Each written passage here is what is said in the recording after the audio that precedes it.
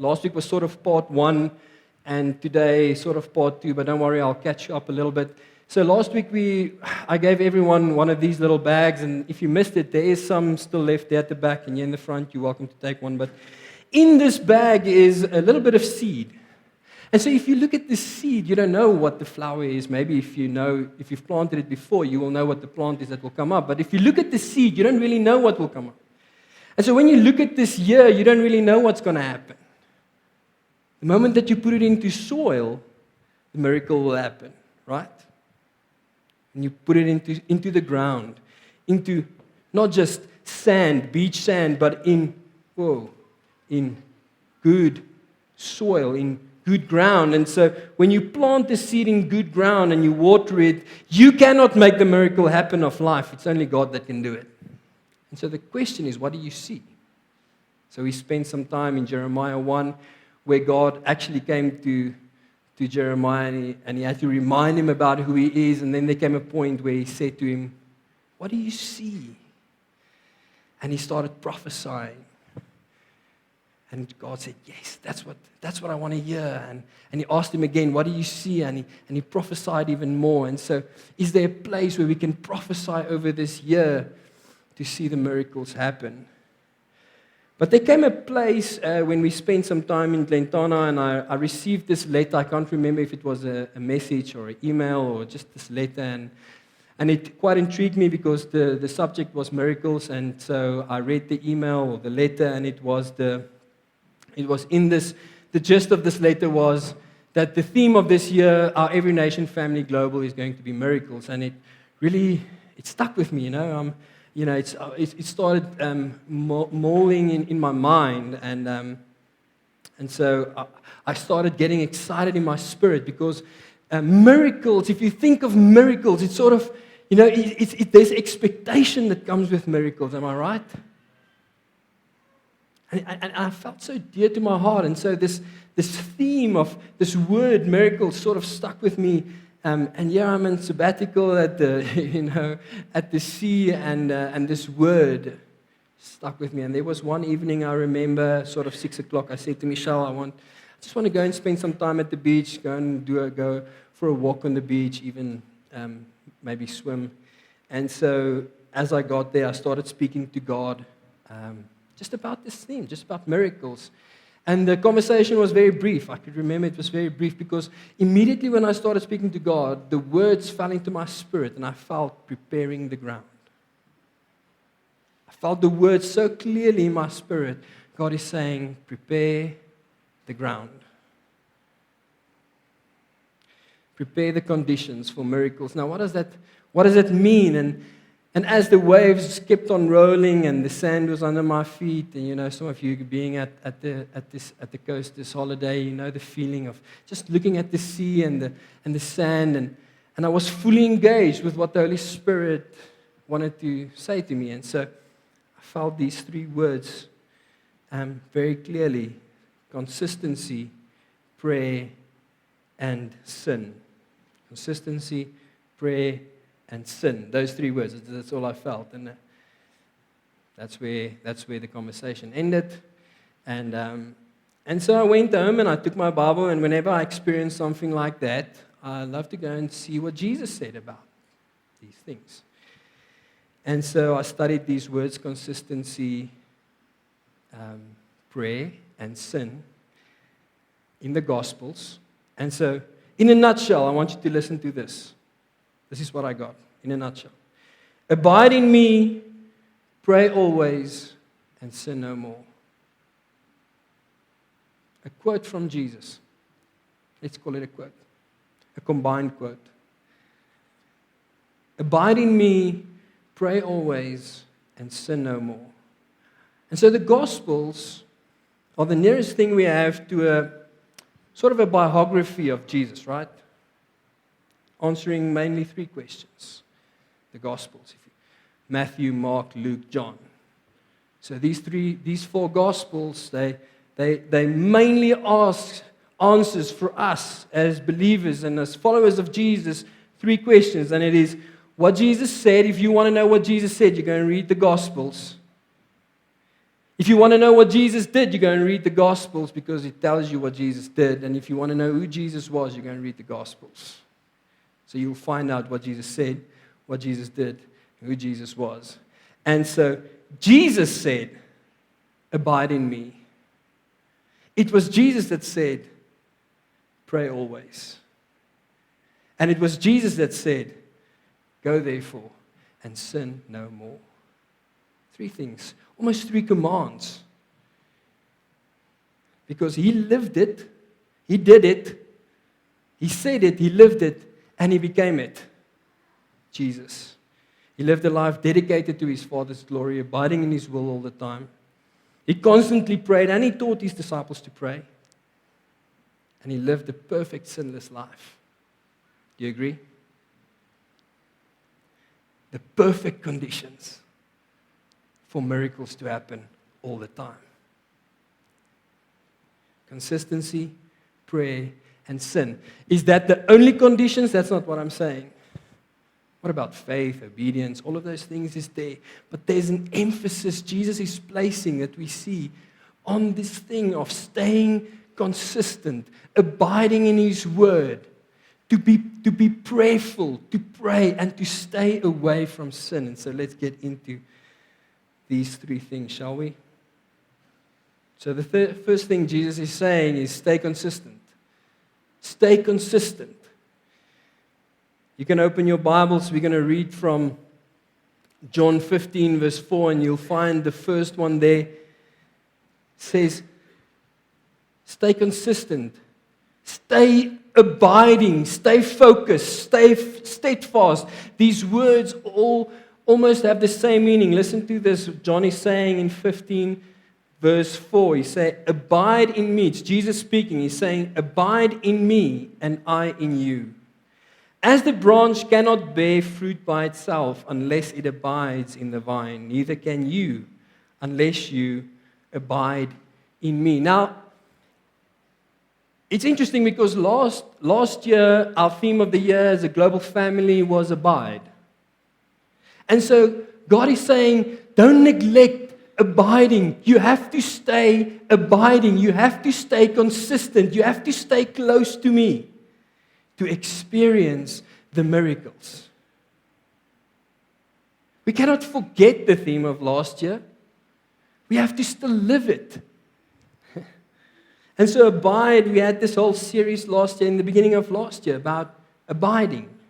And so abide in Greek is the word meno, not Menlo Park, meno. Okay, so you can almost remember it. It's meno. And it literally in Greek means to stay or to remain. It means to endure.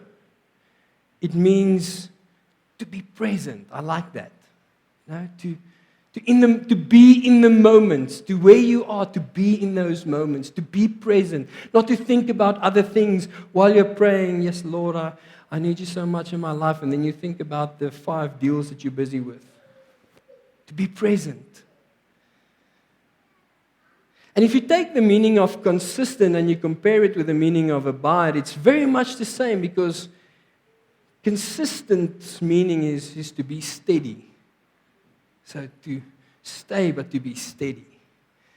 It means if we say we want to abide is to endure, we want to be persistent, consistent, persistent. If we want to say we want to be present, consistent is saying to be dependable. You see how close these words are. God is saying, abide in me, stay consistent. And here's the thing is, we live in a world that's very up and down, am I right? Very up and down. I mean, the world is volatile at the moment. One war and it affects everyone. Our culture is very up and down. You see things, people saying certain stuff on social media, and you climb on that train and you're not sure, okay, we're going in this direction because this person is saying this. And then someone says another thing and you're like, okay, we're going on this train now because social media, comments, our culture. And it's not going to get easier.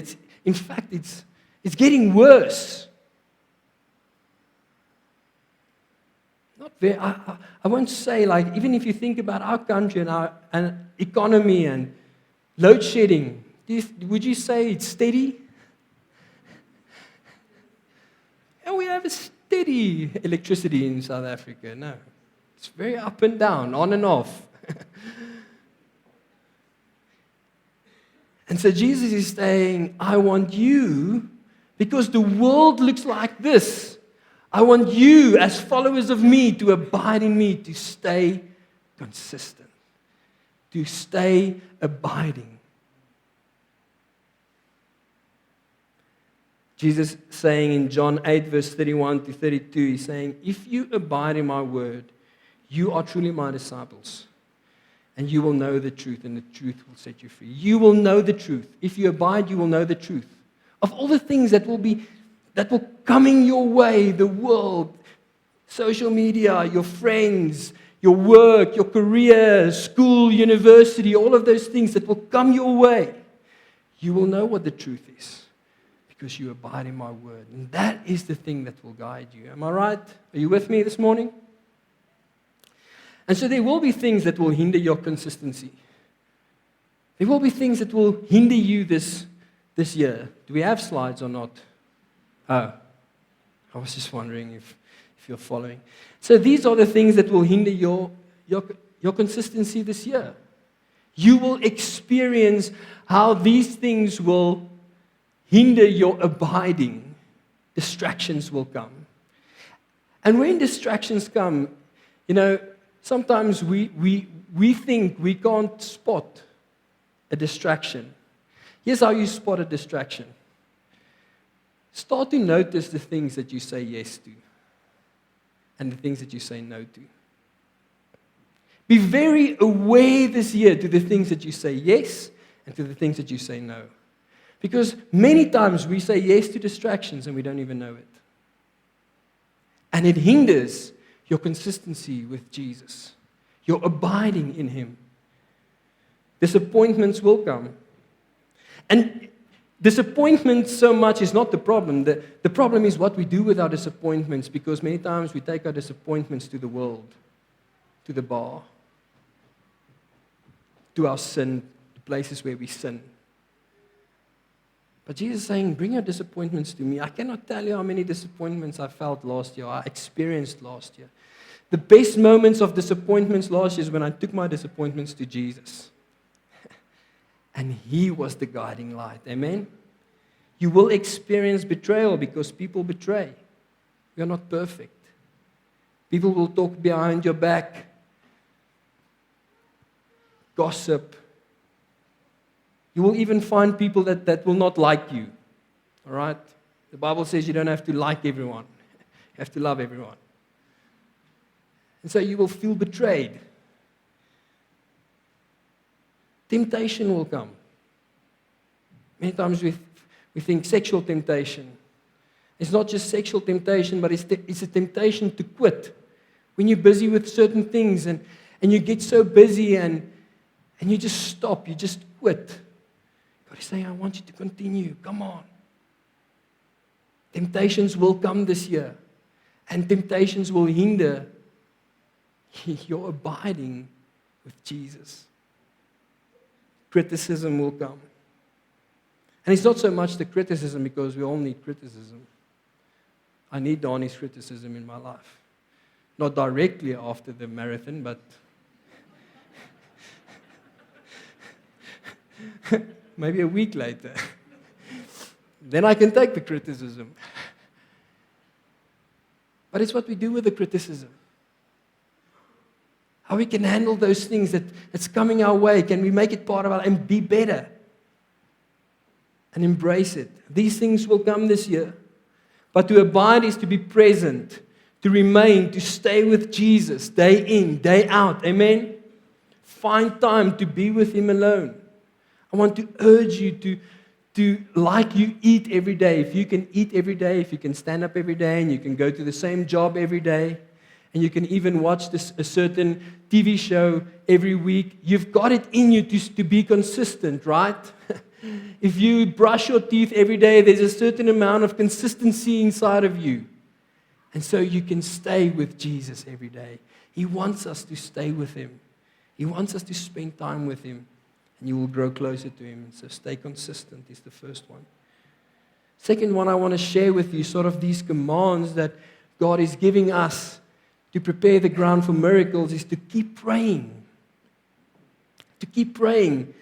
And so there's this beautiful story in Luke 18, and you can open up in Luke 18, because we're busy with what Jesus said in the Gospels. And so Jesus shares this beautiful story in Luke 18 with His disciples. And He says, and He told them a parable to the effect that they ought to always pray, there it is, and not lose heart. And so Jesus said, in a certain city there was a judge who neither feared God nor respected man. And there was a widow in that city who kept coming to Him and saying, give me justice against my adversaries. And so for a while He refused, but afterwards He said to himself, though I neither fear God nor respect man, yet, listen to this, because this widow keeps bothering me, I will give her justice so that she will not beat me down by her continual coming. And then the Lord said, hear what the unrighteous judge says. And will not God give justice to His elect, which is us, who cry to Him day and night? Will He delay long over them? I tell you, He will give justice to them speedily. And then He ends off and He says, nevertheless, when the Son of Man comes, will He find faith on earth? And so prayer and faith, hand in hand, goes together. Faithful prayers. My prayer is that we will bother God this year in our prayer life. Can you bother God this year with your continual coming? So that He comes at a place where He says, I cannot but to answer you. Because you are bothering Him about this thing that you are asking, and you're with Him and you stay with Him and you are there and you just keep on asking. May the atmosphere change because of our prayers. May we step into the room. May the atmosphere change because you prayed. May situations and circumstances change because you cried out to God day and night. Pray. May we pray bold prayers, out of our comfort prayers. You know, those prayers that you feel like, I don't want to pray this prayer, but I'm going to pray it. May we pray faithful prayers. And then Jesus is saying, and not lose heart. And not lose heart. Even when the answer doesn't come immediately, may we pray and keep on praying and keep on bothering Jesus and not lose heart. May we always pray. Martin Luther was once asked, what is his plans for the following day? You know, they asked him what was his plans for the following day, and so he said, his reply was, work, work, work, from early until late. In fact, I have so much to do that I shall spend the first 3 hours in prayer. If anyone was busy, it was Martin Luther. He says, I have so much to do, but I will spend the first 3 hours in prayer. And that's really what Jesus also did. I mean, there was this one place in Mark 9, you can go and read the story, but Jesus operated from a place of prayer, and then the miracles would happen, right? Whereas His disciples, they wanted the miracles, but they fell asleep in prayer time. And so afterwards, when they could not get the spirit out of this child, Jesus came from His prayer time and He said, just stand aside, guys, let me. And the spirit left the child. And afterwards, His disciples came to Him and said, why could we not do it? And Jesus said, it only goes by prayer. Certain miracles will only happen by prayer. Amen? We will see miracles this year flowing from our prayer lives. And lastly, avoid sin. Avoid sin. John 8 verse 11 is a story about the woman caught in adultery. And Jesus said to her, I do not condemn you. Go, and from now on, sin no more. Go, and from now on, sin no more. I'm not condemning you. But go and sin no more. Jesus spoke nearly 30 times in the Gospels about sin. He would say things like, if your eye causes you to sin, take it out. It's not like literally take out your eye.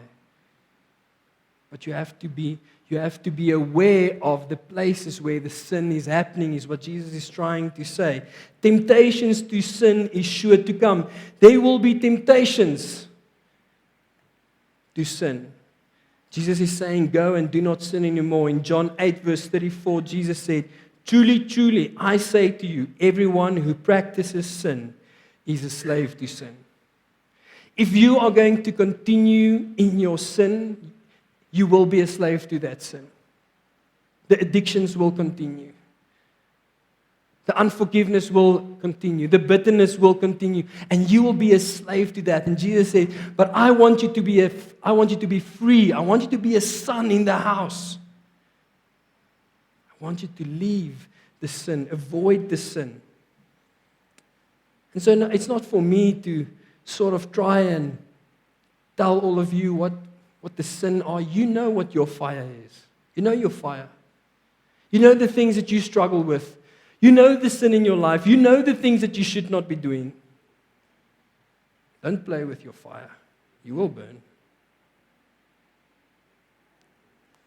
You will stay a slave to your sin. And so sin, what sin does, it causes the separation between us and God, right? It causes the separation.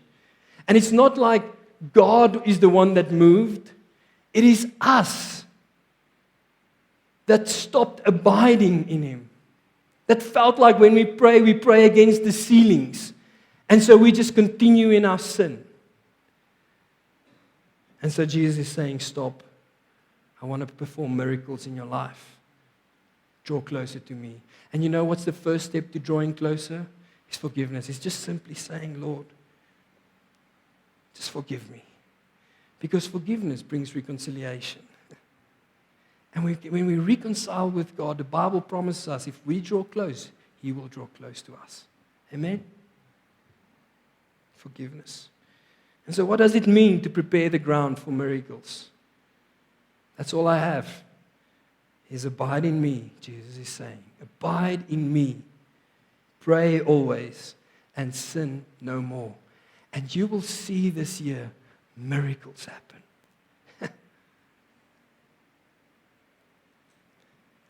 This message can sound very moralistic. I know.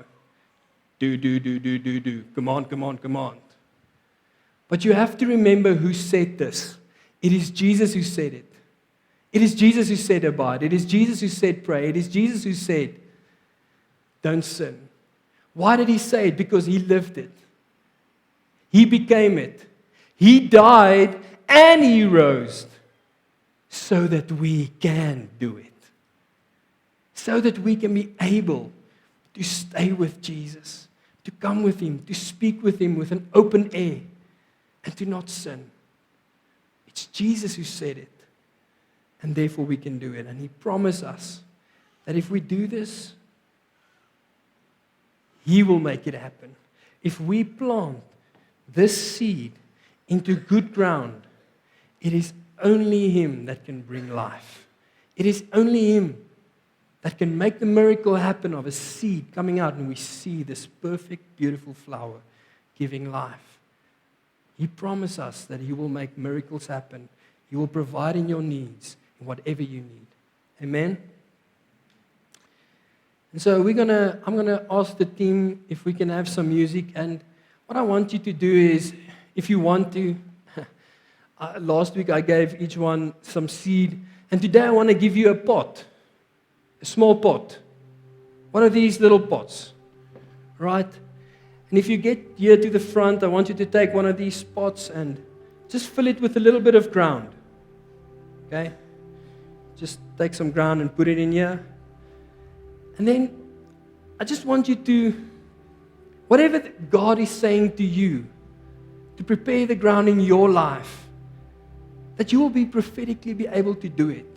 That you will even prophetically take maybe one of these seeds or what you took last week and plant it into the spot and say, Lord, I want to see miracles happen in my life today. This year, I want to see miracles happen. Help me to prepare the ground in my life, to plant the seed, to see the things you see. And may God come and surprise us in so many ways. And so, if you're ready, there's some pots there at the back. There's a table there. There's a table here in front. And then you can pray with the person next to you. Pray with that person. And then we're going to give you a few minutes, and then we will close down. We will close the service after that. We'll pray together. Thank you.